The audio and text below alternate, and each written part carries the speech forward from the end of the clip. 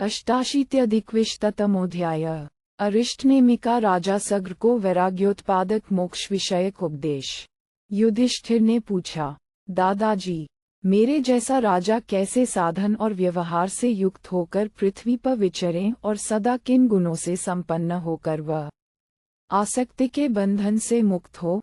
भीष्म जी ने कहा, राजन, इस विषय में राजा सगर के प्रश्न करने पर अरिष्टनेमि ने जो उत्तर दिया था वह प्राचीन इतिहास मैं तुम्हें बताऊंगा।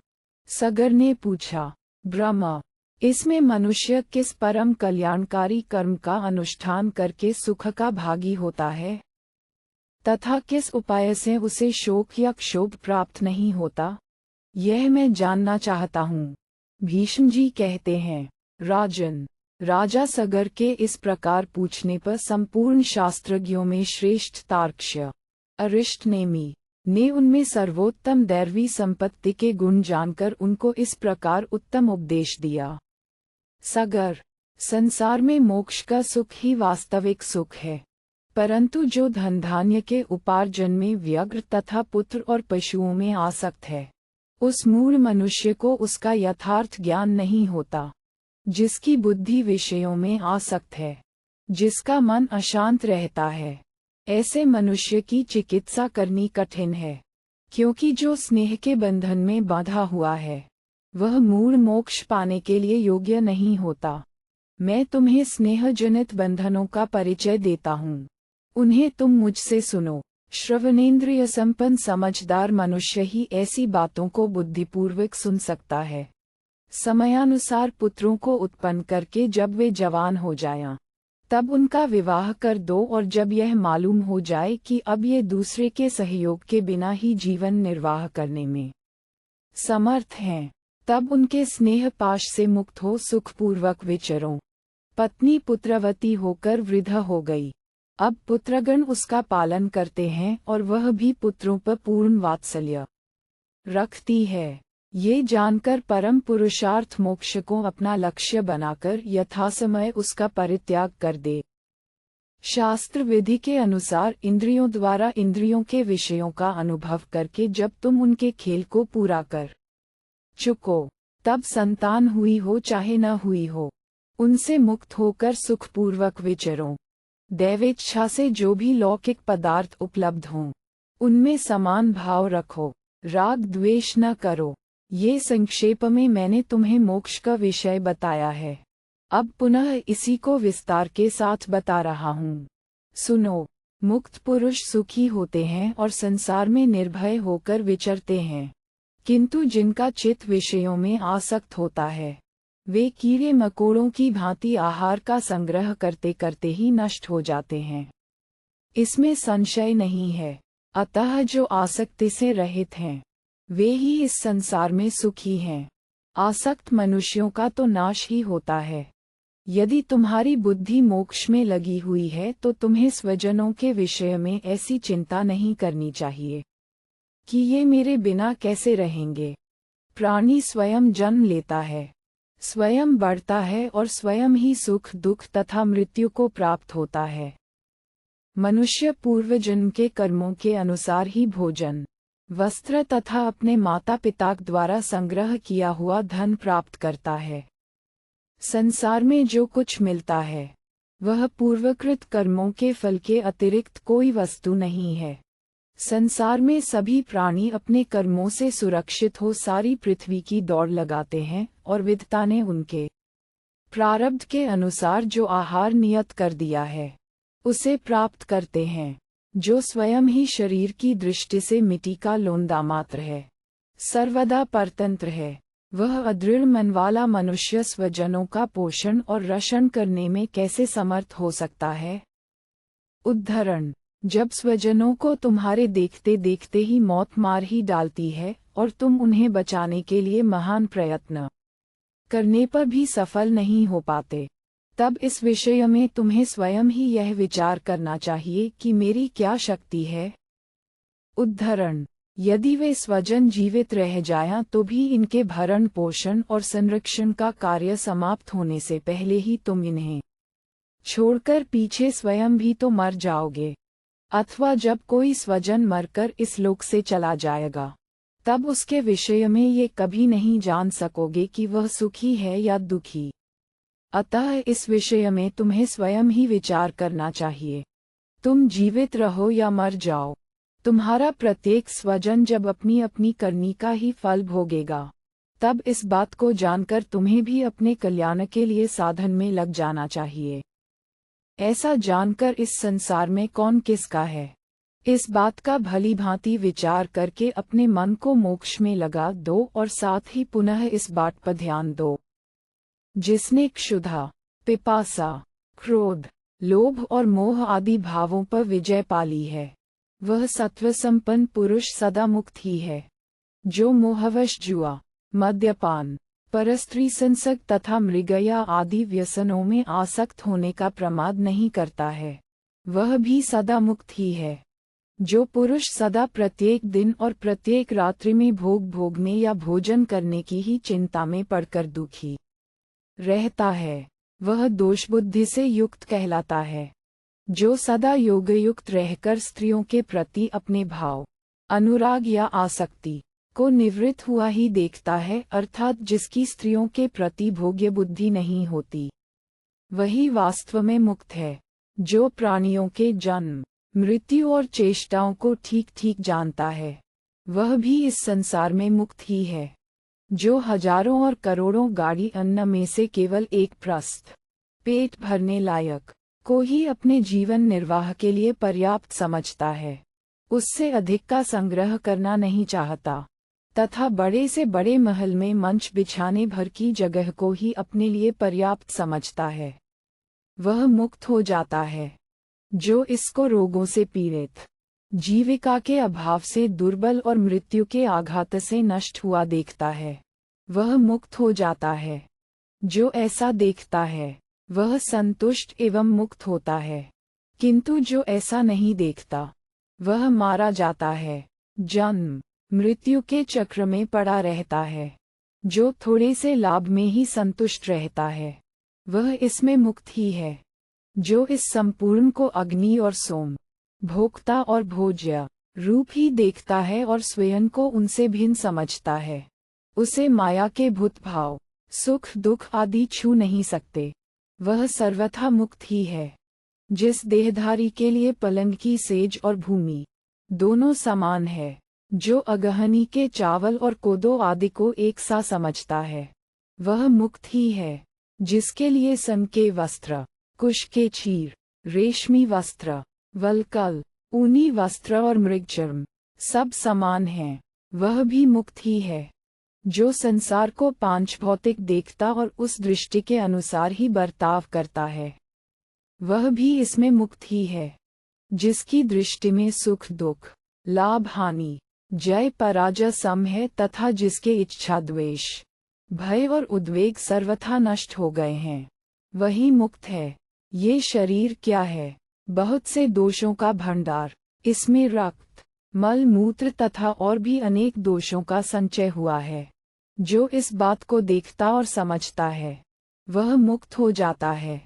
बुढ़ापा आने पर इस शरीर में झुर्रियां पड़ जाती हैं, सिर के बाल सफेद हो जाते हैं, देह दुबली पतली एवं कांतिहीन हो जाती है तथा कमर झुक जाने के कारण मनुष्य कुबड़ा सा हो जाता है। इन सब बातों की ओर जिसकी सदा ही दृष्टि रहती है, वह मुक्त हो जाता है। समय आने पर पुरुषत्व नष्ट हो जाता है, आंखों से दिखाई नहीं देता है, कान बहरे हो जाते हैं और प्राण शक्ति अत्यंत क्षीण हो जाती है। इन सब बातों को जो सदा देखता और इन पर विचार करता रहता है, वह संसार बंधन से मुक्त हो जाता है। कितने ही ऋषि देवता तथा असुर इस लोक से परलोक को चले गए। जो सदा ये देखता और स्मरण रखता है, वह मुक्त हो जाता है। सहस्रों प्रभावशाली नरेश इस पृथ्वी को छोड़कर काल के गाल में चले गए। इस बात को जानकर मनुष्य मुक्त हो जाता है। संसार में धन दुर्लभ है और क्लेश सुलभ।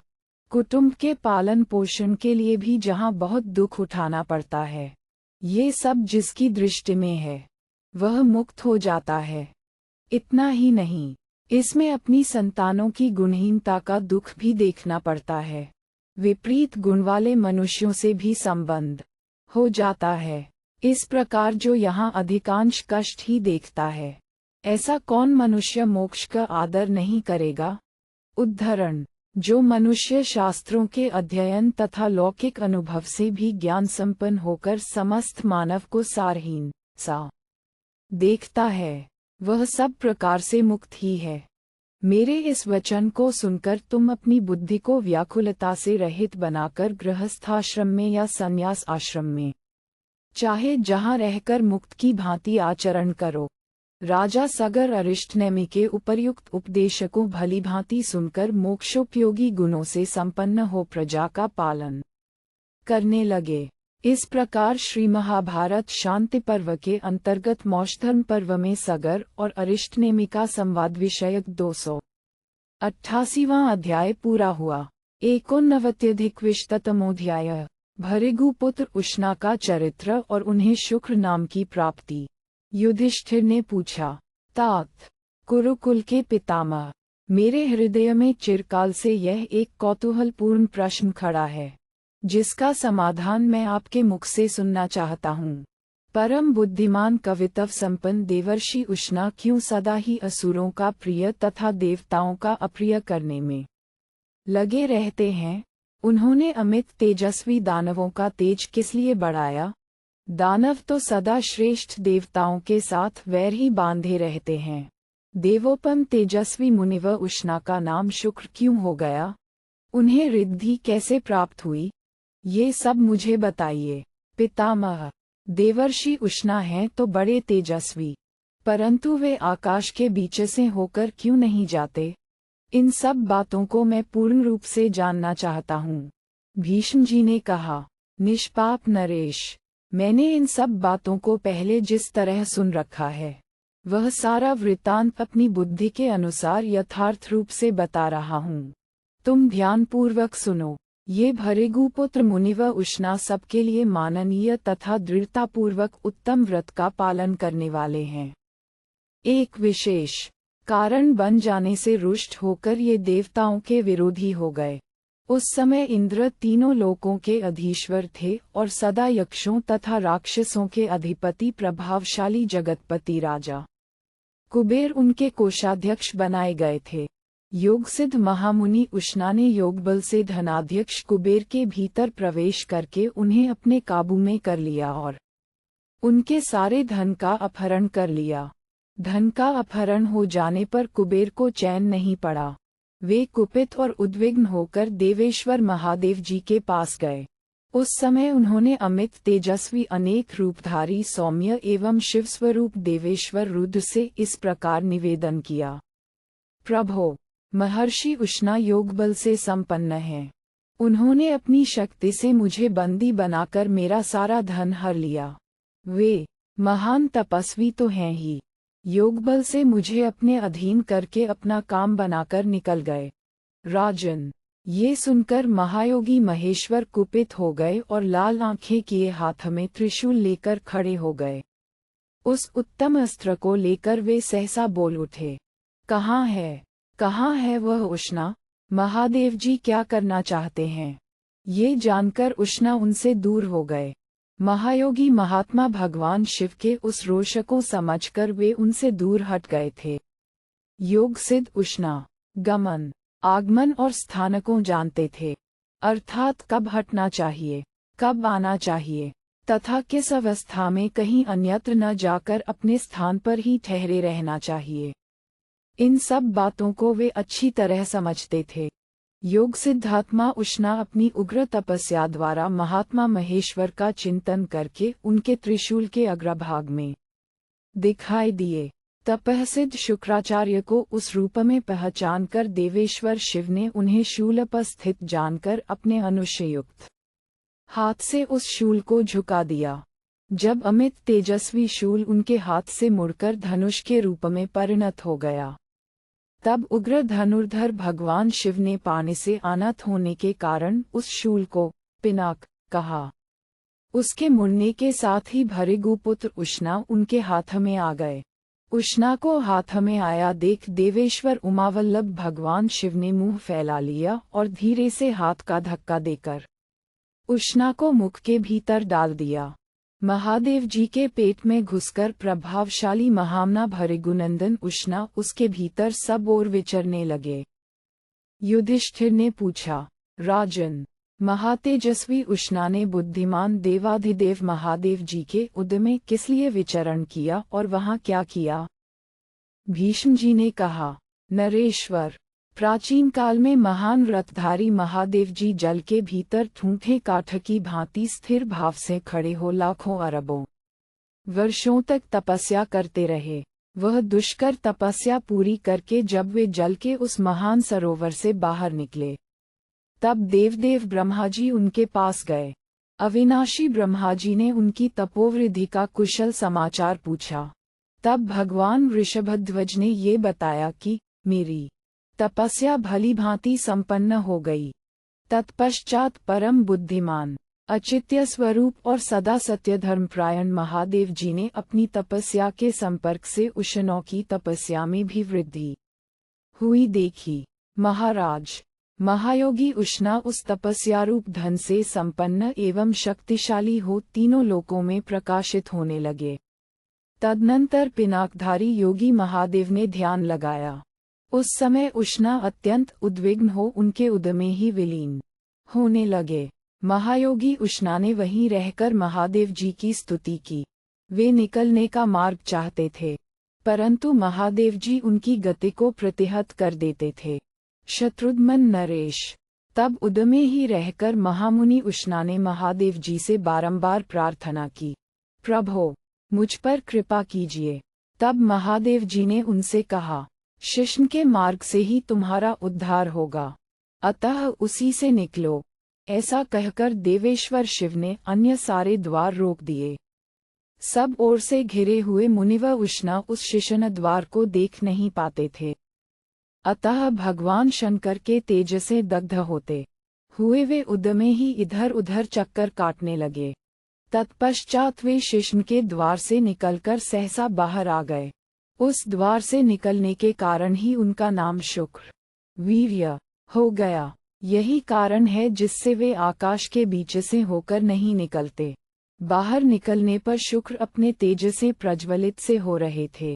उन्हें उस अवस्था में देखकर हाथ में त्रिशूल लेकर खड़े हुए भगवान शिव पुनः रोष से भर गए। उस समय देवी पार्वती ने कुपित हुए अपने पतिदेव भगवान पशुपति को रोका।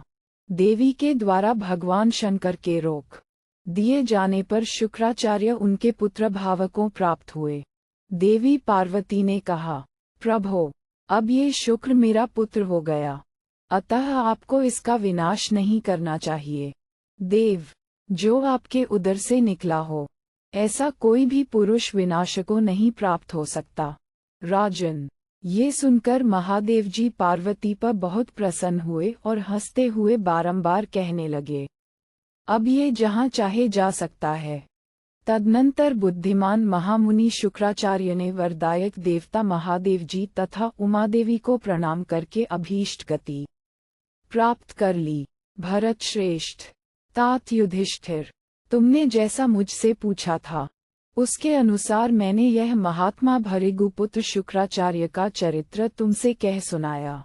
इस प्रकार श्री महाभारत शांति पर्व के अंतर्गत मौषधर्म पर्व में महादेव जी और शुक्राचार्य का समागम विषयक 289वां अध्याय पूरा हुआ। तारांकन कहते हैं, किसी समय असुरगण देवताओं को कष्ट पहुंचाकर भृगु पत्नी के आश्रम में जाकर छिप जाते थे। असुरों ने माता कहकर उनकी शरण ली थी और उन्होंने पुत्र मानकर उन सबको निर्भय कर दिया था। देवता जब असुरों को दंड देने के लिए उनका पीछा करते हुए आते, तब भृगु पत्नी के प्रभाव से उनके आश्रम में प्रवेश नहीं कर पाते थे। ये देख समस्त देवताओं ने भगवान विष्णु की शरण ली। भुवन पालक भगवान विष्णु ने देवताओं और दैवी संपत्ति की रक्षा के लिए चक्र उठाया तथा असुरों एवं आसुर भाव के उत्थान में योग देने वाली भृगु पत्नी का सिर काट लिया। उस समय मरने से बचे हुए असुर भृगुपुत्र उष्णा की शरण में गए। उष्णा माता के वध से खिन्न थे, इसलिए उन्होंने असुरों को अभयदान दे दिया। तभी से वे देवताओं की उन्नति के मार्ग में असुरों द्वारा बाधाएं खड़ी करते रहते हैं। 90 पराश गीता का आरंभ। पराश मुनि का राजा जनक को कल्याण की प्राप्ति के साधन का उपदेश। युधिष्ठिर ने कहा, महाबाहु पितामह, अब इसके बाद जो भी कल्याण प्राप्ति का उपाय हो वह मुझे बताइए। जैसे अमृत पीने से मन नहीं भरता, उसी तरह आपके वचन सुनने से मुझे तृप्ति नहीं होती है। पुरुष प्रवर, इसीलिए मैं पूछता हूँ कि पुरुष कौन सा शुभ कर्म करे तो इसे इस लोक और परलोक में भी परम कल्याण की प्राप्ति हो सकती है, यह मुझे बताने की कृपा करें। भीष्म जी ने कहा, युधिष्ठिर, इस विषय में भी मैं तुम्हें पूर्ववत एक प्राचीन प्रसंग सुनाऊंगा। एक समय महायशस्वी राजा जनक ने महात्मा पराश मुनि से पूछा, मुने, कौन सी ऐसी वस्तु है जो समस्त प्राणियों के लिए इहलोक और परलोक में भी कल्याणकारी एवं जानने योग्य है? उसे आप मुझे बताइए। तब संपूर्ण धर्मों के विधान को जानने वाले वे तपस्वी मुनि राजा जनक पर अनुग्रह करने की इच्छा से इस प्रकार बोले। पराशर जी ने कहा, राजन, जैसा कि मनीषी पुरुषों का कथन है, धर्म का ही विधिपूर्वक अनुष्ठान किया जाए तो वह इहलोक और परलोक में भी कल्याणकारी होता है। उससे बढ़कर दूसरा कोई श्रेय का उत्तम साधन नहीं है।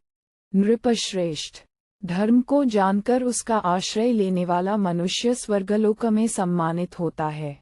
वेदों में जो सत्यम वद, धर्मम चर, यजित, जुहुयात इत्यादि वाक्यों द्वारा मनुष्यों का कर्तव्य विधान किया गया है, वही धर्म का लक्षण है।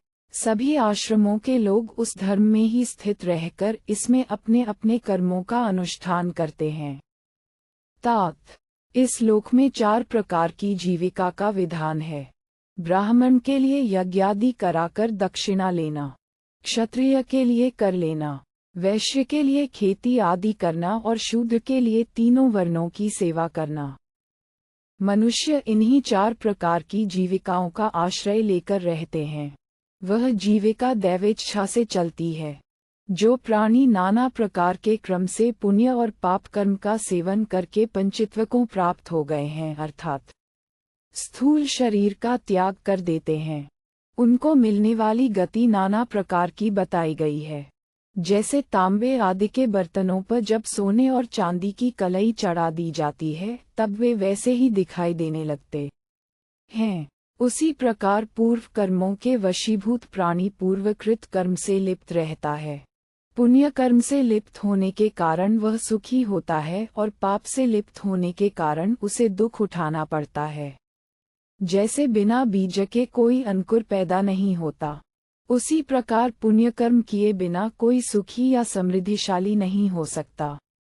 अतः मनुष्य देह त्याग के पश्चात पुण्य कर्मों के फल से ही सुख पाता है।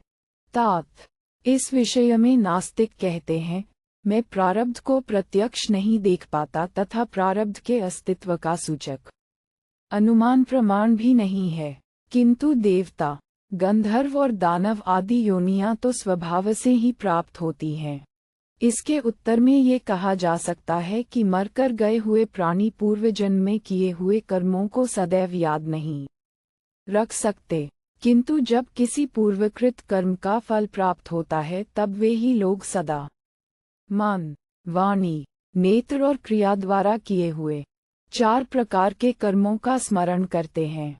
अर्थात ये कहते हैं कि मैंने पूर्व जन्म में कोई ऐसा कर्म किया होगा जिसका फल इस रूप में प्राप्त हुआ है। तात, नास्तिक लोग जो ये कहते हैं कि लोकयात्रा के निर्वाह और मन की शांति के लिए वेदोक्त शब्दों को प्रमाण माना गया है, अर्थात वेदों में जो कर्म करने का विधान है वह तो असमर्थ पुरुषों के जीविका निर्वाह के लिए है, और जो पूर्व जन्म के किए हुए कर्म की चर्चा आई है वह दुखी मनुष्यों के मन को धीरज बंधाने के लिए है। परंतु यह मत ठीक नहीं है, क्योंकि पतंजलि आदि ज्ञानवृद्ध पुरुषों ने ऐसा उपदेश नहीं किया है। पतंजलि ने तद्विपाको जात्यार्भोगा इस सूत्र के द्वारा जाति, जन्म, आयु और सुख दुखरूप भोग को पूर्वकृत कर्म का फल बताया है। मनुष्य नेत्र, मन, वाणी और क्रिया के द्वारा 4 प्रकार के कर्म करता है और जैसा कर्म करता है वैसा ही उसका फल पाता है। राजन, मनुष्य कर्म के फल रूप से कभी केवल सुख, कभी सुख दुख दोनों को एक साथ प्राप्त करता है। पुण्य या पाप कोई भी कर्म क्यों न हो, फल भोगे बिना उसका नाश नहीं होता। तात, संसार सागर में डूबते हुए मनुष्य का पुण्य कर्म कभी कभी तब तक स्थिर जैसा रहता है जब तक कि दुख से उसका छुटकारा नहीं हो जाता। तदनंतर दुख का भोग समाप्त कर लेने पर जीव अपने पुण्य कर्म के फल का उपभोग आरंभ करता है। जब पुण्य का भी क्षय हो जाता है तब फिर वह पाप का फल भोगता है। नरेश्वर, इस बात को तुम अच्छी तरह समझ लो।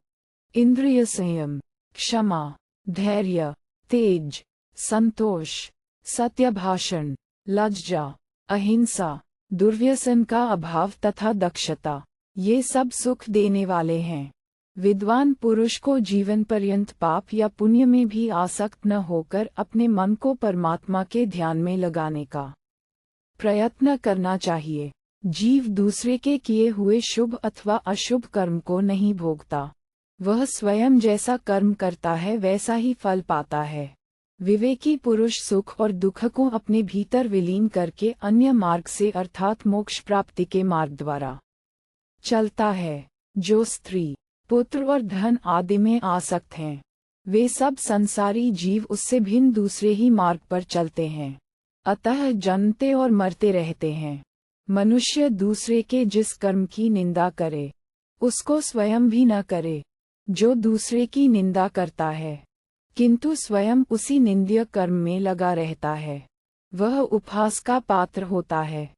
राजन, डरपोक क्षत्रिय, भक्ष्याभक्ष्य का विचार न करके सब कुछ खाने वाला ब्राह्मण, धनोपार्जन की चेष्टा से रहित या अकर्मण्य वैश्य, आलसी शूद्र, उत्तम गुणों से रहित विद्वान, सदाचार का पालन न करने वाला कुलीन पुरुष, सत्य से भ्रष्ट हुआ धार्मिक पुरुष, दुराचारिणी स्त्री, विषयासक्त योगी, केवल अपने लिए भोजन बनाने वाला मनुष्य, मूर्ख वक्ता, राजा से रहित राष्ट्र तथा अजितेंद्रिय होकर प्रजा के प्रति स्नेह न रखने वाला राजा, ये सब के सब शोक के योग्य हैं, अर्थात निंदनीय हैं। इस प्रकार श्री महाभारत शांति पर्व के अंतर्गत मोक्षधर्म पर्व में पराशगीता विषयक 290वां अध्याय पूरा हुआ। 91-तमोध्याय पराशगीता, कर्मफल की अनिवार्यता तथा पुण्य कर्म से लाभ। पराशर जी कहते हैं, राजन, इंद्रिय रूप घोड़ों से युक्त मनोमय सूक्ष्म शरीर एक रथ है। ज्ञानाकार वृत्तियां ही इस रथ के घोड़ों की बागडोर हैं। इन उपकरणों से युक्त रथ पर आरूढ़ होकर जो पुरुष यात्रा करता है वह बुद्धिमान है। जो मनुष्य इंद्रियों की बाह्य वृत्ति से रहित अंतर्मुख होकर ईश्वर की शरण में गए हुए मन के द्वारा उनकी उपासना करता है, उसकी वह उपासना श्रेष्ठ समझी जाती है। ऐसी उपासना किसी विद्वान एवं भक्त ब्राह्मण के वरद हस्त से ही उपलब्ध होती है। समान योग्यता वाले आपस के लोगों से उसकी प्राप्ति नहीं होती। प्रजानाथ, मनुष्य शरीर की आयु सुलभ नहीं है, वह दुर्लभ वस्तु है। उसे पाकर आत्मा को नीचे नहीं गिराना चाहिए। मनुष्य को चाहिए कि वह पुण्य कर्म के अनुष्ठान द्वारा आत्मा के उत्थान के लिए सदा प्रयत्न करता रहे। जो मनुष्य दुष्कर्म करके वर्ण से भ्रष्ट हो जाता है, वह कदापि सम्मान पाने के योग्य नहीं है। इसके सिवा जो मनुष्य सत्वगुण के द्वारा सत्कार पाकर फिर राजस कर्म का सेवन करने लगता है, वह भी सम्मान के योग्य नहीं है। पुण्य कर्म से ही मनुष्य उत्तम वर्ण में जन्म पाता है। पापी के लिए वह अत्यंत दुर्लभ है। वह उसे न पाकर अपने पाप कर्म के द्वारा अपना ही नाश करता है। अनजान में जो पाप बन जाए उसे तपस्या के द्वारा नष्ट कर दे, क्योंकि अपना किया हुआ पाप कर्म पाप रूप दुख के रूप में ही फलता है। अतः दुखमय फल देने वाले पाप कर्म का कदापि सेवन न करे। पाप से संबंध रखने वाला जो कर्म है उसका कितना ही बड़ा लौकिक सुखरूप फल क्यों न हो, बुद्धिमान पुरुष उसका कदापि सेवन न करे। वह उससे उसी तरह दूर रहे जैसे पवित्र मनुष्य चांडाल से। क्या पाप कर्म का कोई दुखदायक फल मैं देखता हूँ?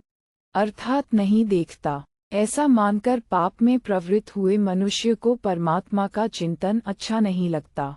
इस संसार में जिस मूर्ख को तत्वज्ञान की प्राप्ति नहीं होती उस मनुष्य को परलोक में जाने पर महान संताप भोगना पड़ता है।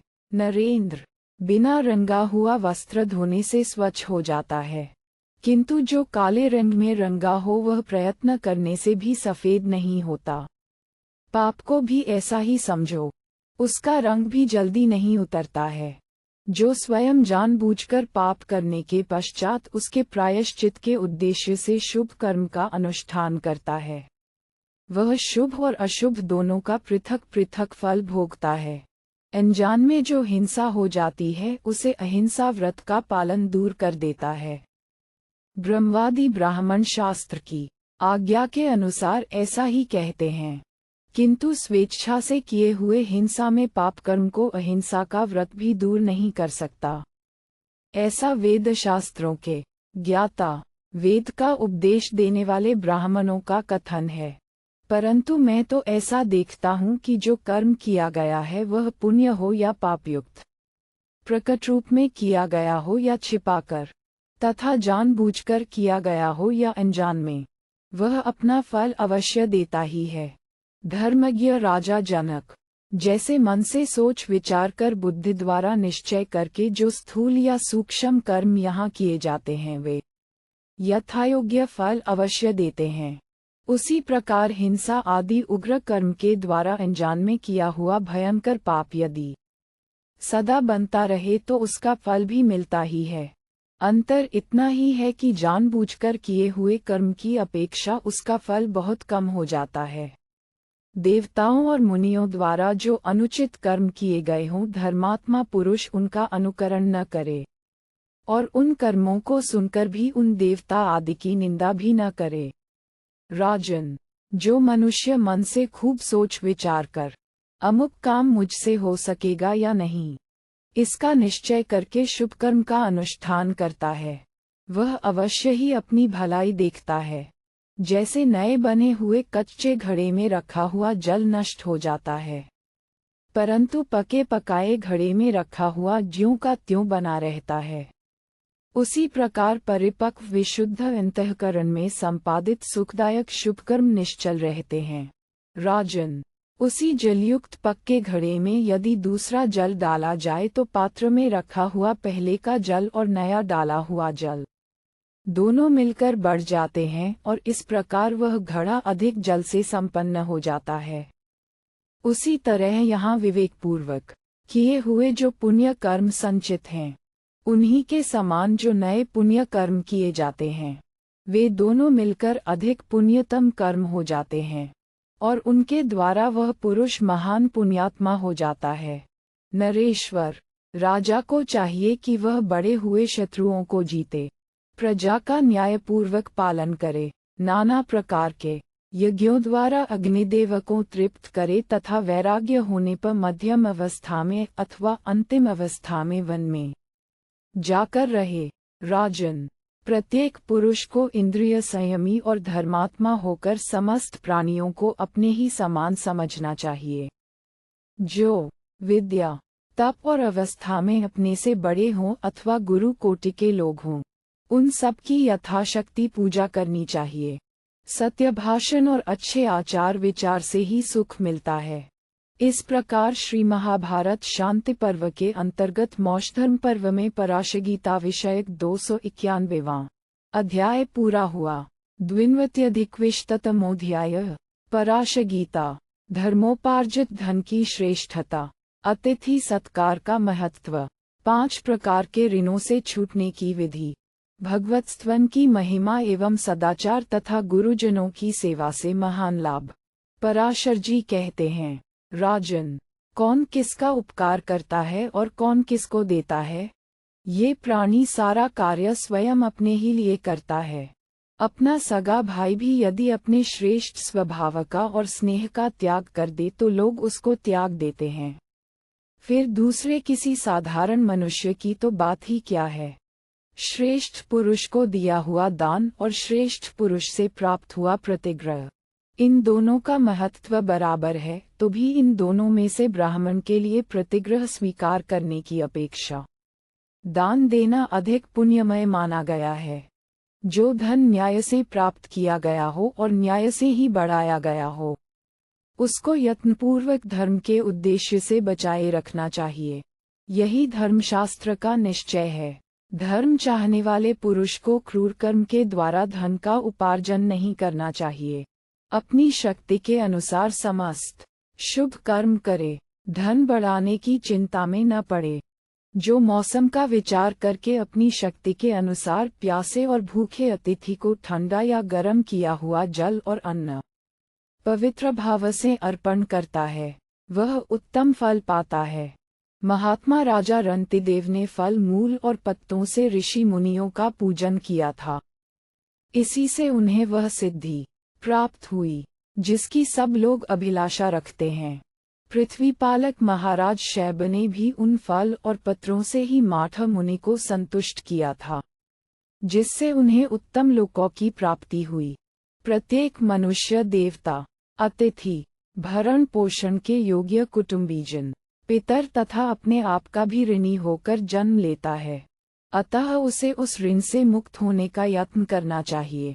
वेद शास्त्रों का स्वाध्याय करके ऋषियों के यज्ञ कर्म द्वारा देवताओं के श्राद्ध और दान से पितरों के तथा स्वागत सत्कार सेवा आदि से अतिथियों के ऋण से छुटकारा होता है।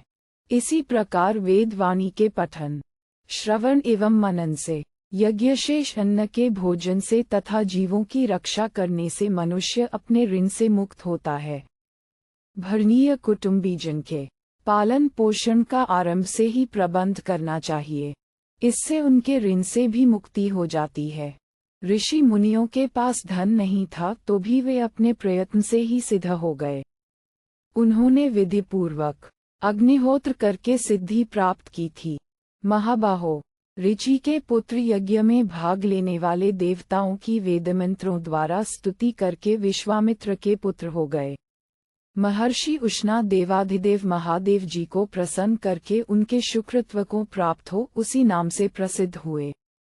साथ ही पार्वती देवी की स्तुति करके वे यशस्वी मुनि आकाश में ग्रह रूप से स्थित हो आनंद भोग रहे हैं।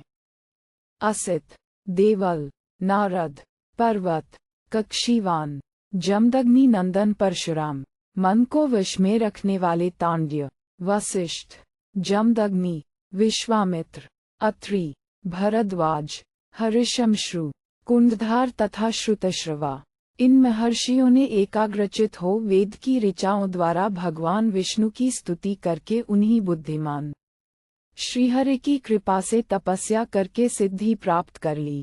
जो पूजा के योग्य नहीं थे, वे भी भगवान विष्णु की स्तुति करके पूजनीय संत होकर उन्हीं को प्राप्त हो गए।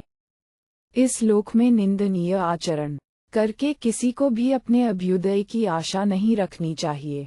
धर्म का पालन करते हुए ही जो धन प्राप्त होता है, वही सच्चा धन है। जो अधर्म से प्राप्त होता है, वह धन तो धिक्कार देने योग्य है। संसार में धन की इच्छा से शाश्वत धर्म का त्याग कभी नहीं करना चाहिए। राजेंद्र, जो प्रतिदिन अग्निहोत्र करता है, वही धर्मात्मा है और वही पुण्य कर्म करने वालों में श्रेष्ठ है। प्रभो संपूर्ण वेद दक्षिण, आहवनीय तथा गार्हपत्य, इन तीन अग्नियों में ही स्थित हैं। जिसका सदाचार एवं सत्कर्म कभी लुप्त नहीं होता, वह ब्राह्मण अग्निहोत्र न करने पर भी अग्निहोत्री ही है। सदाचार का ठीक ठीक पालन होने पर अग्निहोत्र न हो सके तो भी अच्छा है, किंतु सदाचार का त्याग करके केवल अग्निहोत्र करना कदापि कल्याणकारी नहीं है। पुरुष सिंह, अग्नि, आत्मा, माता, जन्म देने वाले पिता तथा गुरु, इन सब की यथायोग्य सेवा करनी चाहिए। जो अभिमान का त्याग करके वृद्ध पुरुषों की सेवा करता, विद्वान एवं काम भोग में अनासक्त होकर सबको प्रेम भाव से देखता, मन में चतुराई न रखकर धर्म में संलग्न रहता और दूसरों का दमन या हिंसा नहीं करता है, वह मनुष्य इस लोक में श्रेष्ठ है तथा सत्पुरुष भी उसका आदर करते हैं। इस प्रकार श्री महाभारत शांति पर्व के अंतर्गत मोक्षधर्म पर्व में पराशगीता विषयक 292वां अध्याय पूरा हुआ। 23-अधिक-विंशतमोऽध्याय। पराशगीता। शूद्र के लिए सेवावृत्ति की प्रधानता, सत्संग की महिमा और चारों वर्णों के धर्मपालन का महत्व। पराशर जी कहते हैं, राजन, शूद्र के लिए तीनों वर्णों की सेवा से जीवन निर्वाह करना ही सबसे उत्तम है। शूद्र के लिए निर्दिष्ट सेवावृत्ति का यदि वे प्रेमपूर्वक पालन करें तो वह सदा उन्हें धर्मिष्ठ बनाती है। यदि शूद्र के पास बाप दादों का दिया हुआ जीविका का कोई निश्चित साधन नहीं है तो वह दूसरी किसी वृत्ति का अनुसंधान न करे, तीनों वर्णों की सेवा को ही जीविका के उपयोग में लाए। धर्म पर दृष्टि रखने वाले सत्पुरुषों के संसर्ग में रहना सदा ही श्रेष्ठ है, परंतु किसी भी दशा में कभी दुष्ट पुरुषों का संग अच्छा नहीं है, यह मेरा दृढ़ निश्चय है। जैसे सूर्य का सामीप्य प्राप्त होने से उद्याचल पर्वत की प्रत्येक वस्तु चमक उठती है, उसी प्रकार साधु पुरुषों के निकट रहने से नीच वर्ण का मनुष्य भी सद्गुणों से सुशोभित होने लगता है। श्वेत वस्त्र को जैसे रंग में रंगा जाता है, वह वैसा ही रूप धारण कर लेता है। इसी प्रकार जैसा संग किया जाता है, वैसा ही रंग अपने ऊपर चढ़ता है। ये बात मुझसे अच्छी तरह समझ लो। इसलिए तुम गुणों में ही अनुराग रखो, दोषों में कभी नहीं, क्योंकि यहाँ मनुष्यों का जीवन अनित्य और चंचल है। जो विद्वान सुख अथवा दुख में रहकर भी सदा शुभ कर्म का ही अनुष्ठान करता है, वही यहाँ शास्त्रों को देखता और समझता है। धर्म के विपरीत कर्म यदि लौकिक दृष्टि से बहुत लाभदायक हो तो भी बुद्धिमान पुरुष को उसका सेवन नहीं करना चाहिए, क्योंकि उसे इसमें हितकर नहीं बताया जाता है। जो कार्य धर्म के अनुकूल हो, वह अल्प लाभदायक होने पर भी निःशंक होकर कर लेने योग्य है, क्योंकि वह अंत में अत्यंत सुख देने वाला होता है। जो राजा दूसरों की हजारों गौएं छीनकर दान करता है और प्रजा की रक्षा नहीं करता, वह नामात्र का ही दानी और राजा है। वास्तव में तो वह चोर और डाकू है। ईश्वर ने सबसे पहले लोक पूजित ब्रह्मा को उत्पन्न किया। ब्रह्मा ने एक पुत्र पर्जन्य को जन्म दिया, जो संपूर्ण लोकों को धारण करने में तत्पर है।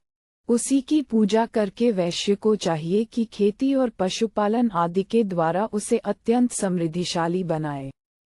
राजा को उसकी रक्षा करनी चाहिए और ब्राह्मणों को चाहिए कि वे कुटिलता, शठता एवं क्रोध को त्याग कर हव्य कव्य का प्रयोग करते हुए उस अन्न धन का यज्ञ लोकहित के कार्य में सदुपयोग करें। शूद्रों को यज्ञ भूमि तथा त्रैवर्णिकों के घरों को झाड़ बुहार कर साफ रखना चाहिए। ऐसा करने से धर्म का नाश नहीं होता। धर्म का नाश न होकर उसका पालन होता रहे तो सारी प्रजा सुखी होती है। राजेंद्र, प्रजाओं के सुखी होने पर स्वर्ग में देवता भी प्रसन्न रहते हैं। जो राजा धर्मपूर्वक प्रजा की रक्षा करता है, वह उस धर्माचरण के कारण ही लोक में पूजित होता है। इसी प्रकार जो ब्राह्मण धर्मपूर्वक स्वाध्याय करता है, जो वैश्य धर्म के अनुसार धनोपार्जन में तत्पर रहता है तथा जो शूद्र जितेंद्रिय भाव से रहकर सर्वदा द्विजातियों की सेवा करता है, वे सभी अपने अपने धर्माचरण के कारण लोक में सम्मानित होते हैं।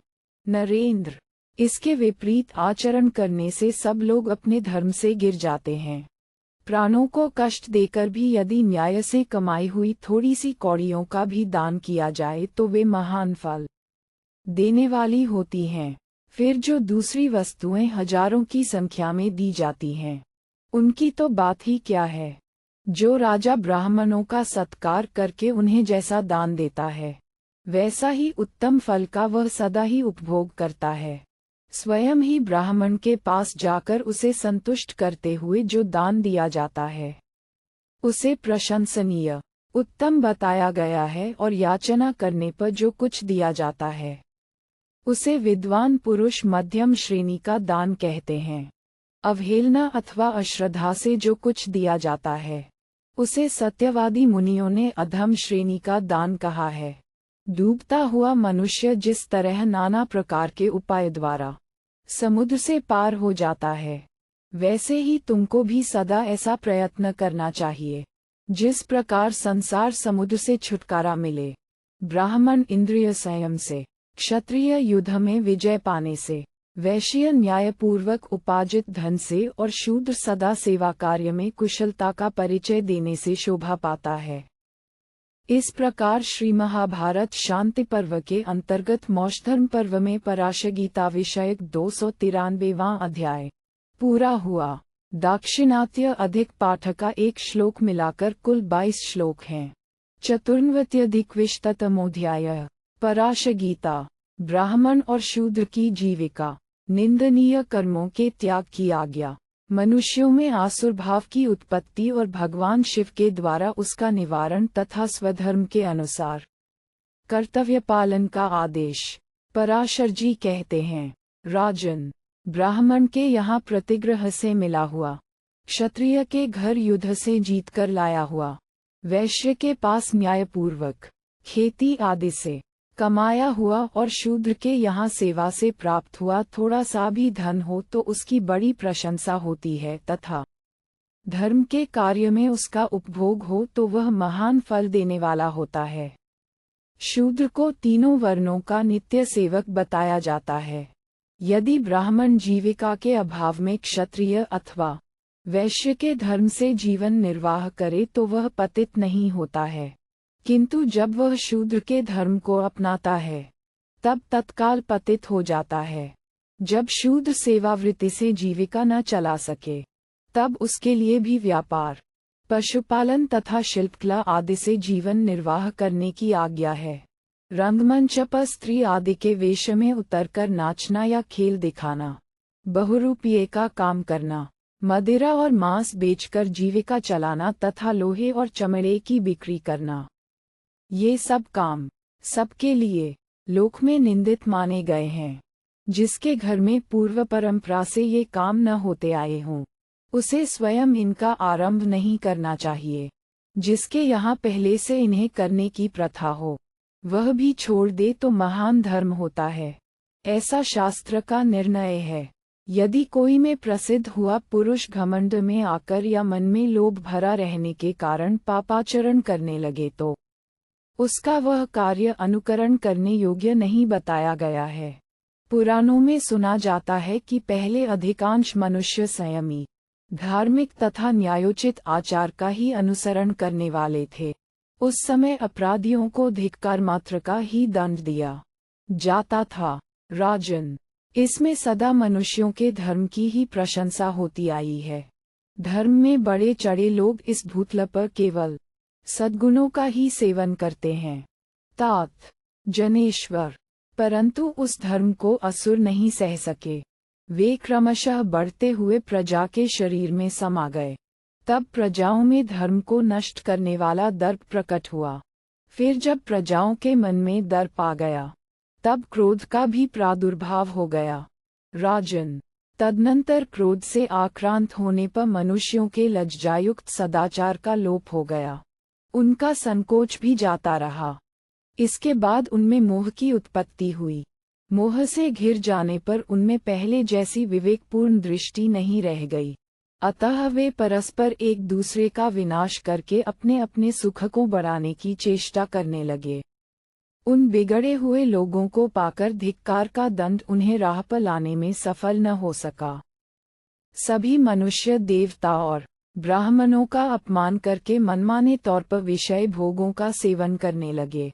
ऐसा अवसर उपस्थित होने पर संपूर्ण देवता अनेक रूपधारी, अधिक गुणशाली, धीरज स्वभाव देवेश्वर भगवान शिव की शरण में गए तब शिवजी ने देवताओं के द्वारा बढ़ाए हुए तेज से युक्त एक ही शक्तिशाली बाण के द्वारा 3 नगरों सहित आकाश में विचरने वाले उन समस्त असुरों को मारकर पृथ्वी पर गिरा दिया। उन असुरों का स्वामी भयंकर आकार वाला तथा भीषण पराक्रमी था। देवताओं को वह सदा भयभीत किए रहता था, किंतु भगवान शूलपाणि ने उसे भी मार डाला। उस असुर के मारे जाने पर सब मनुष्य प्रकृतिस्थ हो गए तथा उन्हें पूर्ववत वेद और शास्त्रों का ज्ञान हो गया। तत्पश्चात सप्तर्षियों ने इंद्र को स्वर्ग में देवताओं के राज्य पर अभिषिक्त किया और वे स्वयं मनुष्य के शासन कार्य में लग गए। सप्तर्षियों के बाद विपृथु नामक राजा भूमंडल का स्वामी हुआ तथा और भी बहुत से क्षत्रिय भिन्न भिन्न मंडलों के राजा हुए। उस समय जो उच्च कुलों में उत्पन्न हुए थे, अवस्था और गुणों में बड़े चढ़े थे तथा जो उनसे भी पूर्ववर्ती पुरुष थे, उनके हृदय से भी आसुरभाव पूर्ण रूप से नहीं निकला था। अतः उसी आनुषंगिक आसुरभाव से युक्त होकर कितने ही भयंकर पराक्रमी भूपाल असुरोचित कर्मों का ही सेवन करने लगे। जो मनुष्य अत्यंत मूर्ख हैं, वे आज भी उन्हीं आसुरभावों में स्थित हैं, उन्हीं की स्थापना करते हैं और उन्हीं को सब प्रकार से अपनाते हैं। अतः राजन, मैं शास्त्र के अनुसार खूब सोच विचार कर कहता हूँ कि मनुष्य को उन्नत होने का प्रयत्न तो करना चाहिए, किंतु हिंसात्मक कर्म का त्याग कर देना चाहिए। बुद्धिमान पुरुष को चाहिए कि वह धर्म करने के लिए न्याय को त्याग कर पापमिश्रित मार्ग से धन का संग्रह न करे, क्योंकि उसे कल्याणकारी नहीं बताया जाता है। नरेश्वर, तुम भी इसी प्रकार जितेंद्रिय क्षत्रिय होकर बंधु बांधवों से प्रेम रखते हुए प्रजा, भृत्य और पुत्रों का स्वधर्म के अनुसार पालन करो। इष्ट और अनिष्ट का संयोग, वैर और सौहार्द, इन सब का अनुभव करते करते जीव के कई सहस्र जन्म बीत जाते हैं। इसलिए तुम सद्गुणों में ही अनुराग रखो, दोषों में किसी प्रकार नहीं, क्योंकि गुणहीन और दुर्बुद्धि मनुष्य भी अपने गुणों के अभिमान से अत्यंत संतुष्ट रहता है। महाराज, यहाँ मनुष्यों में जैसे धर्म और अधर्म निवास करते हैं, उस प्रकार मनुष्येतर अन्य प्राणियों में नहीं। धर्मशील विद्वान मनुष्य सचेष्ट हो चाहे चेष्टा रहित, उसे चाहिए कि सदैव में सबके प्रति आत्मभाव रखकर किसी भी प्राणी की हिंसा न करते हुए समभाव से व्यवहार करे। जब मनुष्य का मन कामना और कर्म संस्कारों से रहित हो जाता है तथा वह मिथ्याचार से रहित हो जाता है, उस समय उसे कल्याण की प्राप्ति होती है।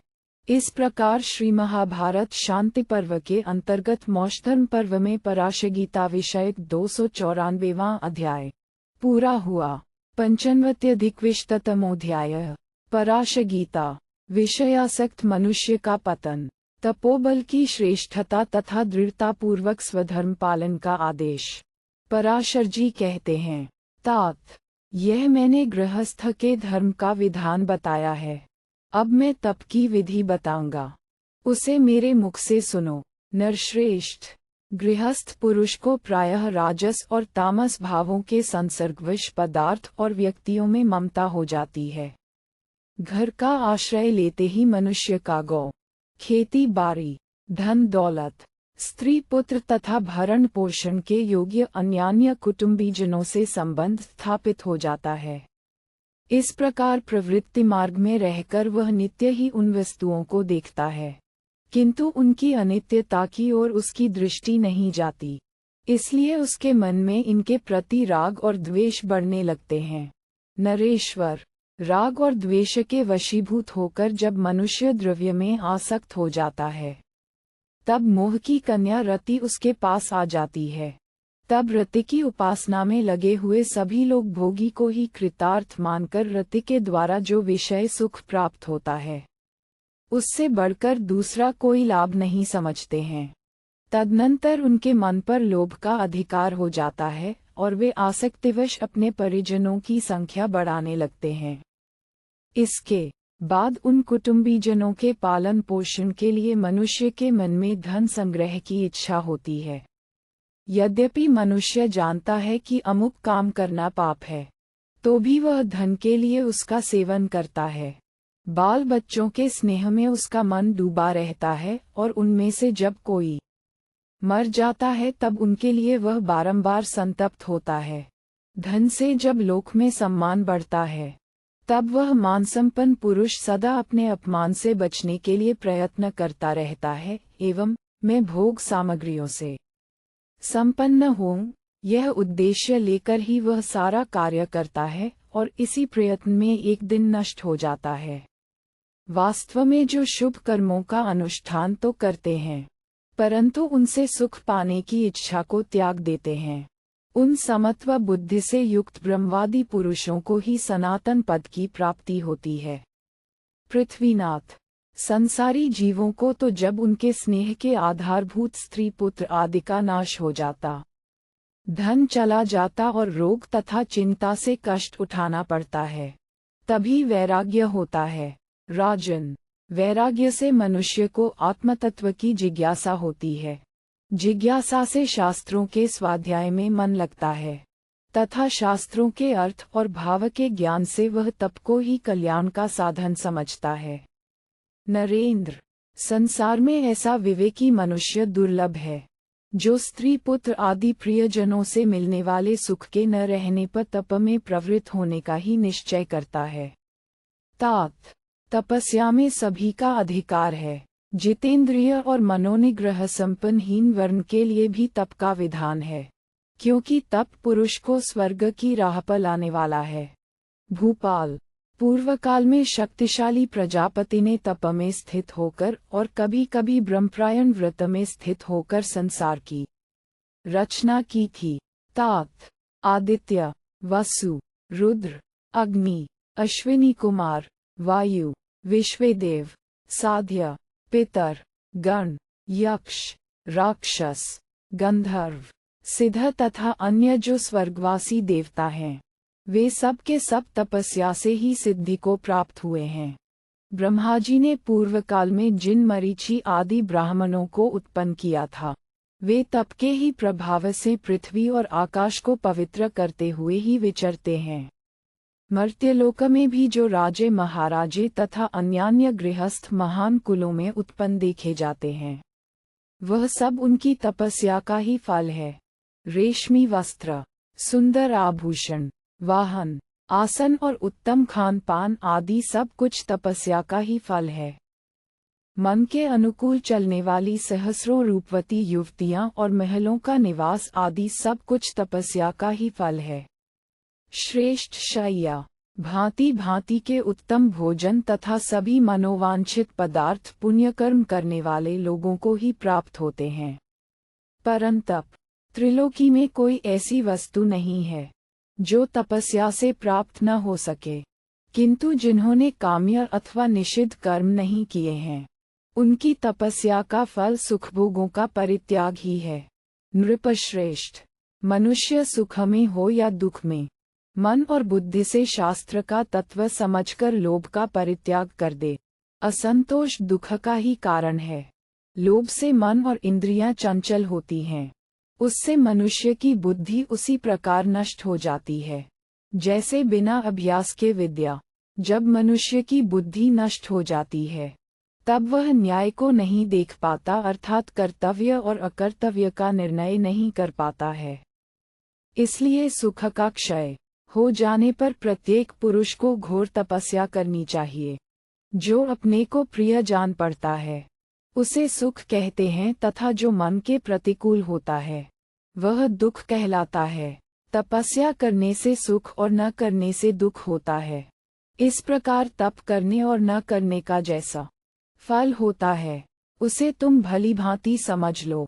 मनुष्य पापरहित तपस्या करके सदा अपना कल्याण ही देखते हैं, मनोवांछित विषयों का उपभोग करते हैं और संसार में उनकी ख्याति होती है।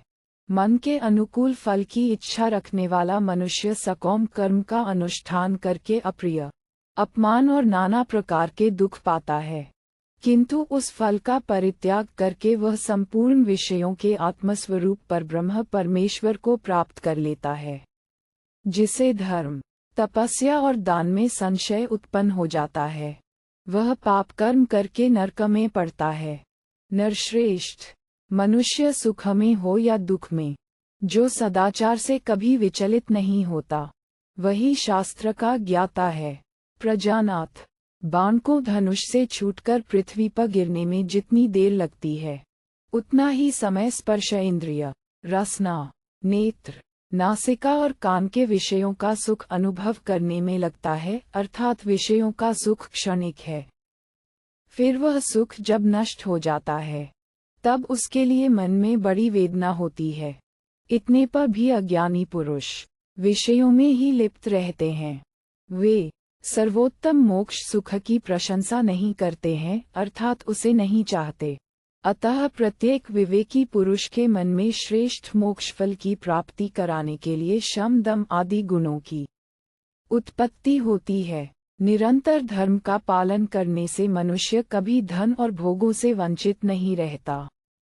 इसलिए गृहस्थ पुरुष को सदा बिना प्रयत्न अपने आप प्राप्त हुए विषयों का ही सेवन करना चाहिए और प्रयत्न करके तो अपने धर्म का ही पालन करना चाहिए। यही मेरा मत है।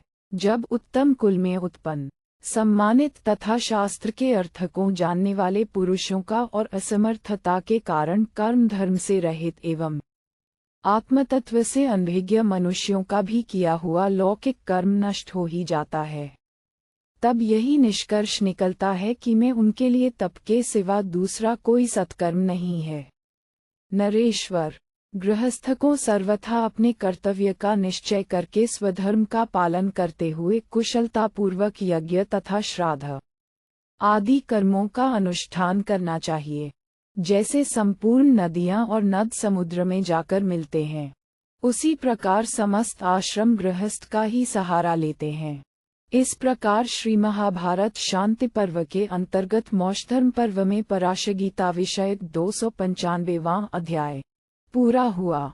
षण्वत्यधिकविंशतमोऽध्यायः पराशगीता, वर्ण विशेष की उत्पत्ति का रहस्य, तपोबल से उत्कृष्ट वर्ण की प्राप्ति, विभिन्न वर्णों के विशेष और सामान्य धर्म, सत्कर्म की श्रेष्ठता तथा हिंसा रहित धर्म का वर्णन। जनक ने पूछा, वक्ताओं में श्रेष्ठ महर्षि, ब्राह्मण आदि विशेष विशेष वर्णों का जो वर्ण है, वह कैसे उत्पन्न होता है, यह मैं जानना चाहता हूँ। आप इस विषय को बताएं। श्रुति कहती है कि जिससे ये संतान उत्पन्न होती है, तद्रूप ही समझी जाती है, अर्थात संतति के रूप में जन्मदाता पिता ही नूतन जन्म धारण करता है। ऐसी दशा में प्रारंभ में ब्रह्मा जी से उत्पन्न हुए ब्राह्मणों से ही सबका जन्म हुआ है, तब उनकी क्षत्रिय आदि विशेष संज्ञा कैसे हो गई? पराशर जी ने कहा, महाराज, ये ठीक है कि जिससे जो जन्म लेता है, उसी का वह स्वरूप होता है, तथापि तपस्या की न्यूनता के कारण लोग निकृष्ट जाति को प्राप्त हो गए हैं। उत्तम क्षेत्र और उत्तम बीज से जो जन्म होता है, वह पवित्र ही होता है। यदि क्षेत्र और बीज में से एक भी निम्न कोटि का हो तो उससे निम्न संतान की ही उत्पत्ति होती है। धर्मज्ञ पुरुष ये जानते हैं कि प्रजापति ब्रह्मा जी जब मानव की सृष्टि करने लगे, उस समय उनके मुख, भुजा, ऊरु और पैर, इन अंगों से मनुष्यों का प्रादुर्भाव हुआ था। तात, जो मुख से उत्पन्न हुए, वे ब्राह्मण कहलाए। दोनों भुजाओं से उत्पन्न होने वाले मनुष्यों को क्षत्रिय माना गया। राजन, जो ऊरुओं, जांघों से उत्पन्न हुए, वे धनवान, वैश्य कहे गए। जिनकी उत्पत्ति चरणों से हुई, वे सेवक या शूद्र कहलाए। पुरुष प्रवर, इस प्रकार ब्रह्मा जी के 4 अंगों से 4 वर्णों की ही उत्पत्ति हुई। इनसे भिन्न जो दूसरे दूसरे मनुष्य हैं, वे इन्हीं 4 वर्णों के सम्मिश्रण से उत्पन्न होने के कारण वर्णसंकर कहलाते हैं। नरेश्वर, क्षत्रिय, अतिर्थ, अम्बष्ट, उग्र, वैदेह, श्वपाक, पुलकस, स्तेन, निषाद, सूत, मागध, अयोग, करण, व्रात्य और चांडाल, ये ब्राह्मण आदि 4 वर्णों से अनुलोम और विलोम वर्ण की स्त्रियों के साथ परस्पर संयोग होने से उत्पन्न होते हैं। जनक ने पूछा, मुनिश्रेष्ठ, जब सबको एकमात्र ब्रह्मा जी ने ही जन्म दिया है, तब मनुष्यों के भिन्न भिन्न गोत्र कैसे हुए? इसमें मनुष्यों के बहुत से गोत्र सुने जाते हैं। ऋषि मुनि जहाँ तहाँ जन्म ग्रहण करके, अर्थात जो शुद्ध योनि में और दूसरे जो विपरीत योनि में उत्पन्न हुए हैं, वे सब ब्राह्मणत्व को कैसे प्राप्त हुए? पराशर जी ने कहा, राजन, तपस्या से जिनके अंतःकरण शुद्ध हो गए हैं, उन महात्मा पुरुषों के द्वारा जिस संतान की उत्पत्ति होती है, अथवा वे स्वेच्छा से जहाँ कहीं भी जन्म ग्रहण करते हैं, वह क्षेत्र की दृष्टि से निकृष्ट होने पर भी उसे उत्कृष्ट ही मानना चाहिए। नरेश्वर, मुनियों ने जहाँ तहाँ कितने ही पुत्र उत्पन्न करके उन सबको अपने ही तपोबल से ऋषि बना दिया। विदेहराज, मेरे पितामह वशिष्ठ जी, काश्यप गोत्रीय ऋष्यशृंग, वेद, तांड्य, कृप, कक्षीवान, कमठ आदि यवकृत वक्ताओं में श्रेष्ठ द्रोण, आयु, मतंग, दत्त, द्रुपद तथा मत्स्य, ये सब तपस्या का आश्रय लेने से ही अपनी अपनी प्रकृति को प्राप्त हुए थे।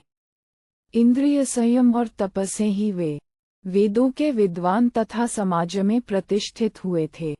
पृथ्वीनाथ, पहले अंगिरा, कश्यप, वशिष्ठ और भृगु, ये ही 4 मूल गोत्र प्रकट हुए थे। अन्य गोत्र कर्म के अनुसार पीछे उत्पन्न हुए हैं। वे गोत्र और उनके नाम उन गोत्र प्रवर्तक महर्षियों की तपस्या से ही साधु समाज में सुविख्यात एवं सम्मानित हुए हैं। जनक ने पूछा, भगवान, आप मुझे सब वर्णों के विशेष धर्म बताइए, फिर सामान्य धर्मों का भी वर्णन कीजिए, क्योंकि आप सब विषयों का प्रतिपादन करने में कुशल हैं। पराशर जी ने कहा, राजन, दान लेना, यज्ञ कराना तथा विद्या पढ़ाना, ये ब्राह्मणों के विशेष धर्म हैं, जो उनकी जीविका के साधन हैं। प्रजा की रक्षा करना क्षत्रिय के लिए श्रेष्ठ धर्म है। नरेश्वर, कृषि, पशुपालन और व्यापार, ये वैश्यों के कर्म हैं तथा द्विजातियों की सेवा शूद्र का धर्म है। महाराज, ये वर्णों के विशेष धर्म बताए गए हैं। तात, अब उनके साधारण धर्मों का विस्तार पूर्वक वर्णन मुझसे सुनो। क्रूरता का अभाव, दया, अहिंसा, अप्रमाद, सावधानी, देवता पितर आदि को उनके भाग समर्पित करना अथवा दान देना, श्राद्ध कर्म, अतिथि सत्कार, सत्य, अक्रोध, अपनी ही पत्नी में संतुष्ट रहना, पवित्रता रखना, कभी किसी के दोष न देखना, आत्मज्ञान तथा सहनशीलता, ये सभी वर्णों के सामान्य धर्म हैं। नरश्रेष्ठ, ब्राह्मण, क्षत्रिय और वैश्य, ये 3 वर्ण द्विजाति कहलाते हैं। उपर्युक्त धर्मों में इन्हीं का अधिकार है। नरेश्वर, ये 3 वर्ण विपरीत कर्मों में प्रवृत्त होने पर पतित हो जाते हैं। सत्पुरुषों का आश्रय ले अपने अपने कर्मों में लगे रहने से जैसे इनकी उन्नति होती है, वैसे ही विपरीत कर्मों के आचरण से पतन भी हो जाता है।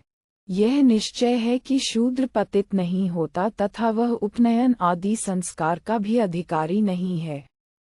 उसे वैदिक, अग्निहोत्र आदि कर्मों के अनुष्ठान का भी अधिकार नहीं प्राप्त है, परंतु उपर्युक्त सामान्य धर्मों का उसके लिए निषेध भी नहीं किया गया है। महाराज विदेह नरेश, वेद शास्त्रों के ज्ञान से संपन्न द्विज शूद्र को प्रजापति के तुल्य बताते हैं, क्योंकि वह परिचर्या द्वारा समस्त प्रजा का पालन करता है। परंतु नरेंद्र, मैं तो उसे संपूर्ण के प्रधान रक्षक भगवान विष्णु के रूप में देखता हूँ, क्योंकि पालन कर्म विष्णु का ही है और वह अपने उस कर्म द्वारा पालनकर्ता श्रीहरि की आराधना करके उन्हीं को प्राप्त होता है। हीनवर्ण के मनुष्य, शूद्र, यदि अपना उद्धार करना चाहें तो सदाचार का पालन करते हुए आत्मा को उन्नत बनाने वाली समस्त क्रियाओं का अनुष्ठान करें, परंतु वैदिक मंत्र का उच्चारण न करें। ऐसा करने से वे दोष के भागी नहीं होते हैं। इत्र जातीय मनुष्य भी जैसे जैसे सदाचार का आश्रय लेते हैं, वैसे ही वैसे सुख पाकर इहलोक और परलोक में भी आनंद भोगते हैं। जनक ने पूछा, महामुने, मनुष्य को उसके कर्म दूषित करते हैं या जाति? मेरे मन में ये संदेह उत्पन्न हुआ है। आप इसका विवेचन कीजिए। पराशर जी ने कहा, महाराज, इसमें संदेह नहीं कि कर्म और जाति दोनों ही दोषकारक होते हैं, परंतु इसमें जो विशेष बात है उसे बताता हूँ। सुनो। जो जाति और कर्म, इन दोनों से श्रेष्ठ तथा पाप कर्म का सेवन नहीं करता एवं जाति से दूषित होकर भी जो पाप कर्म नहीं करता है, वही पुरुष कहलाने योग्य है। जाति से श्रेष्ठ पुरुष भी यदि निंदित कर्म करता है तो वह कर्म उसे कलंकित कर देता है। इसलिए किसी भी दृष्टि से बुरा कर्म करना अच्छा नहीं है। जनक ने पूछा, द्विज श्रेष्ठ, इस लोक में कौन कौन से ऐसे धर्मानुकूल कर्म हैं जिनका अनुष्ठान करते समय कभी किसी भी प्राणी की हिंसा नहीं होती? पराशर जी ने कहा, महाराज, तुम जिन कर्मों के विषय में पूछ रहे हो उन्हें बताता हूँ, मुझसे सुनो। जो कर्म हिंसा से रहित हैं वे सदा मनुष्य की रक्षा करते हैं। जो लोग संन्यास की दीक्षा ले, अग्निहोत्र का त्याग करके उदासीन भाव से सब कुछ देखते रहते हैं और सब प्रकार की चिंताओं से रहित हो क्रमशः कल्याणकारी कर्म के पथ पर आरूढ़ होकर नम्रता, विनय और इंद्रिय संयम आदि गुणों को अपनाते तथा तीक्ष्ण व्रत का पालन करते हैं, वे सब कर्मों से रहित हो अविनाशी पद को प्राप्त कर लेते हैं। राजन, सभी वर्णों के लोग इस जीव में अपने अपने धर्मानुसार कर्म का भलीभांति अनुष्ठान करके, सदा सत्य बोलकर तथा भयानक पाप कर्म का सर्वथा परित्याग करके स्वर्गलोक में जाते हैं। इस विषय में कोई अन्यथा विचार नहीं करना चाहिए। इस प्रकार श्री महाभारत शांति पर्व के अंतर्गत मोक्षधर्म पर्व में पराशगीता विषयक 296वां अध्याय पूरा हुआ। सप्तनवत्यधिकविंशतमोऽध्याय। पराशगीता, नाना प्रकार के धर्म और कर्तव्यों का उपदेश। राजन, संसार में पिता, सखा, गुरुजन और स्त्रियां, ये कोई भी उसके नहीं होते जो सर्वथा गुणहीन हैं, किंतु जो प्रभु के अनन्य भक्त, प्रियवादी, हितैषी और इंद्रिय विजयी हैं, वे ही उसके होते हैं, अर्थात उसका त्याग नहीं करते। पिता मनुष्यों के लिए सर्वश्रेष्ठ देवता है। कोई कोई पिता को माता से भी बढ़कर बताते हैं। श्रेष्ठ पुरुष ज्ञान के लाभ को ही परम लाभ कहते हैं। जिन्होंने श्रोत्र आदि इंद्रियों और शब्द आदि विषयों पर विजय पाली है, वे परम पद को प्राप्त होते हैं। क्षत्रिय का पुत्र यदि सम्रांगण में घायल होकर बाणों की चिता पर दग्ध होता है तो वह देवदुर्लभ लोकों में जाता और वहां आनंद पूर्वक स्वर्गीय सुख भोगता है। राजन, जो युद्ध में थका हुआ हो, भयभीत हो, जिसने हथियार नीचे डाल दिया हो, जो रोता हो, पीठ दिखाकर भाग रहा हो, जिसके पास युद्ध का कोई भी सामान न रह गया हो, जो युद्ध विषयक उद्यम छोड़ चुका हो, रोगी हो और प्राणों की भीख मांगता हो तथा जो अवस्था में बालक या वृद्ध हो, ऐसे शत्रु का वध नहीं करना चाहिए, किंतु जिसके पास युद्ध का सामान हो, जो युद्ध के लिए तैयार हो और अपने बराबर का हो, संग्राम भूमि में उस क्षत्रिय कुमार को राजा अवश्य जीतने का प्रयत्न करे। अपने समान या अपनी अपेक्षा बड़े वीर के हाथ से वध होना श्रेष्ठ है। ऐसा युद्ध शास्त्र के ज्ञाताओं का निश्चय है। अपने से हीन, कातर तथा दीन पुरुष के हाथ से होने वाली मृत्यु निंदित है। नरेश्वर, पापी, पापाचारी और हीन मनुष्य के हाथ से जो वध होता है, वह पापरूप ही बताया गया है तथा वह नरक में गिराने वाला है। यही शास्त्र का निश्चय है। राजन, मृत्यु के वश में पड़े हुए प्राणी को कोई बचा नहीं सकता और जिसकी आयु शेष है, उसे कोई मार भी नहीं सकता।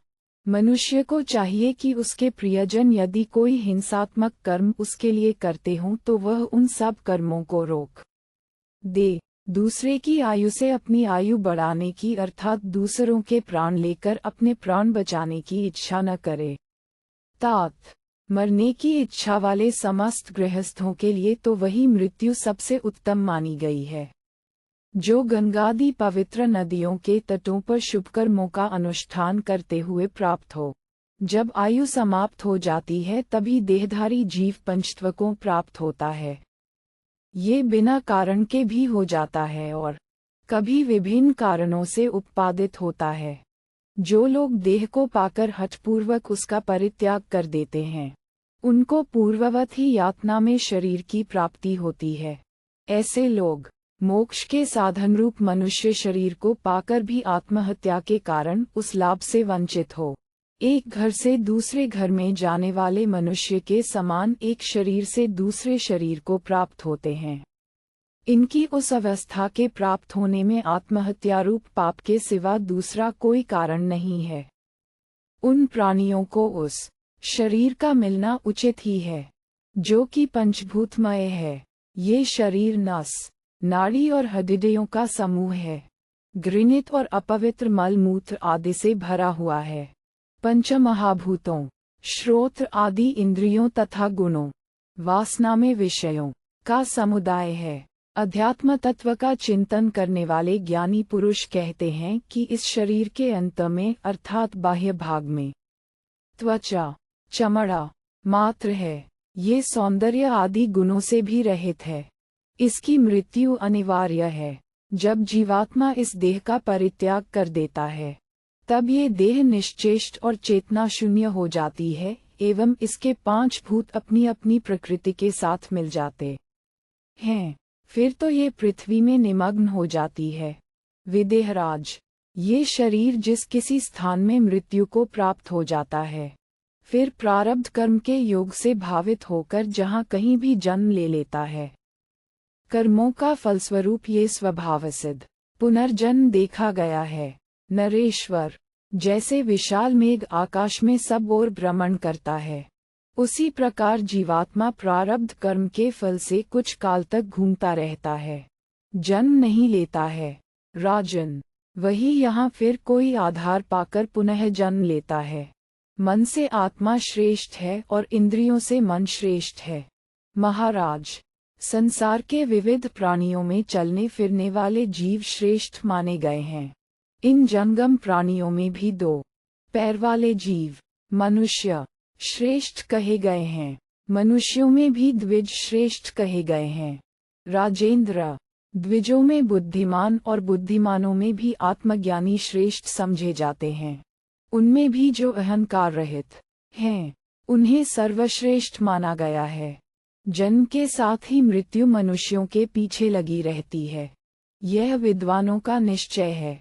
समस्त प्रजा सत्व आदि गुणों से प्रेरित होकर विनाशशील कर्मों का आचरण करती है। राजन, जो सूर्य के उत्तरायण होने पर उत्तम नक्षत्र और पवित्र मुहूर्त में मृत्यु को प्राप्त होता है, वह पुण्यात्मा है। वह किसी को भी कष्ट न देकर प्रायश्चित के द्वारा अपने पाप को नष्ट कर डालता है और अपनी शक्ति के अनुसार शुभ कर्म करके स्वेच्छा से मृत्यु को अंगीकार करता है। किंतु विष खा लेने से, गले में फांसी लगाने से, आग में जलने से, लुटेरों के हाथ से तथा दाढ़ वाले पशुओं के आघात से जो वध होता है, वह अधम श्रेणी का माना जाता है। पुण्य कर्म करने वाले मनुष्य इस तरह के उपायों से प्राण नहीं देते तथा ऐसे ऐसे दूसरे अधम उपायों से भी उनकी मृत्यु नहीं होती। राजन, पुण्यात्मा पुरुषों के प्राण ब्रह्मरंध्र को भेद कर निकलते हैं। जिनके पुण्य कर्म मध्यम श्रेणी के हैं, उनके प्राण मध्य द्वार, मुख, नेत्र आदि से बाहर होते हैं तथा जिन्होंने केवल पाप ही किया है, उनके प्राण नीचे के छिद्र, गुदा या शिशन द्वार से निकलते हैं। राजन, पुरुष का एक ही शत्रु है, उसके समान दूसरा कोई शत्रु नहीं है। वह है अज्ञान, जिससे आवृत और प्रेरित होकर मनुष्य अत्यंत घोर और क्रूरतापूर्ण कर्म करने लगता है। राजकुमार, उस शत्रु को पराजित करने में वही समर्थ हो सकता है जो वेदोक्त धर्म संपन्न वृद्ध पुरुषों की सेवा करके प्रज्ञा, स्थिर बुद्धि को प्राप्त कर लेता है। क्योंकि अज्ञानमय शत्रु को जीतना महान प्रयत्न साध्य कर्म है। वह प्रज्ञारूपी बाण की चोट खाकर ही नष्ट होता है। द्विज को पहले ब्रह्मचर्य आश्रम में रहकर तपस्या पूर्वक वेदों का अध्ययन करना चाहिए। फिर गृहस्थाश्रम में प्रवेश करके अपनी शक्ति के अनुसार इंद्रिय संयम पूर्वक 5 महायज्ञों का अनुष्ठान करना चाहिए। तत्पश्चात अपने पुत्र को घर बार की रक्षा में नियुक्त करके कल्याण मार्ग में स्थित हो केवल धर्मपालन की इच्छा रखकर उसे वन को प्रस्थान करना चाहिए। तात उपभोग के साधनों से वंचित होने पर भी मनुष्य अपने आप को हीन न समझे। चांडाल की योनि में भी यदि मनुष्य जन्म प्राप्त हो तो वह मानवेतर प्राणियों की अपेक्षा सर्वथा उत्तम है, क्योंकि पृथ्वीनाथ मनुष्य की योनि ही वह अद्वितीय योनि है, जिसे पाकर शुभ कर्मों के अनुष्ठान से आत्मा का उद्धार किया जा सकता है। प्रभो, हम कौन ऐसा उपाय करें जिससे हमें इस मनुष्य योन से नीचे न गिरना पड़े? ये सोचकर और वैदिक प्रमाणों पर विचार करके मनुष्य धर्म का अनुष्ठान करते हैं। जो मानव अत्यंत दुर्लभ मनुष्य शरीर को पाकर भी दूसरों से द्वेष करता है और धर्म का अनादर करता है तथा मन से कामनाओं में आसक्त हो जाता है, वह महान लाभ से वंचित होता है। तात जो समस्त प्राणियों को दीपक के समान स्नेह से संवर्धन करने योग्य मानता है और उन्हें स्नेहभरी दृष्टि से देखता है एवं जो समस्त विषयों की ओर कभी दृष्टिपात नहीं करता, वह परलोक में सम्मानित होता है। जो सब लोगों को सांत्वना प्रदान करता, भूखों को भोजन देता और प्रिय वचन बोलकर सबका सत्कार करता है, वह सुख दुख में सम रहकर इहलोक और परलोक में प्रतिष्ठित होता है।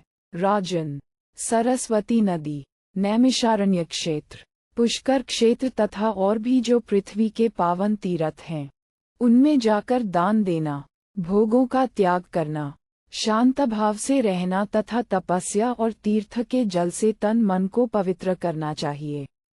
घरों में जिनके प्राण निकल रहे हों, उन्हें शीघ्र ही घर से बाहर ले जाना उत्तम है। मृत्यु के पश्चात उन्हें विमान पर सुलाकर शमशान में पहुंचाना तथा पवित्रतापूर्वक शास्त्रोक्त विधि से उनका दाह संस्कार करना आवश्यक कर्तव्य है। मनुष्य अपनी शक्ति के अनुसार इष्टि पुष्टि, शांति कर्म, यजन, याजन, दान, पुण्य कर्मों का अनुष्ठान तथा श्राद्ध आदि जो भी कुछ उत्तम कार्य करता है, वह सब अपने ही लिए करता है। नरेश्वर, धर्मशास्त्र और 6 अंगों सहित वेद पुण्य कर्म करने वाले पुरुष के कल्याण के लिए ही कर्तव्य का विधान करते हैं। भीष्म जी कहते हैं, युधिष्ठिर, प्राचीन काल में महात्मा पराशर मुनि ने विदेहराज जनक के कल्याण के लिए ये सब उपदेश दिया था। इस प्रकार श्री महाभारत शांति पर्व के अंतर्गत मोक्षधर्म पर्व में पराशर गीता विषयक 297वां अध्याय पूरा हुआ।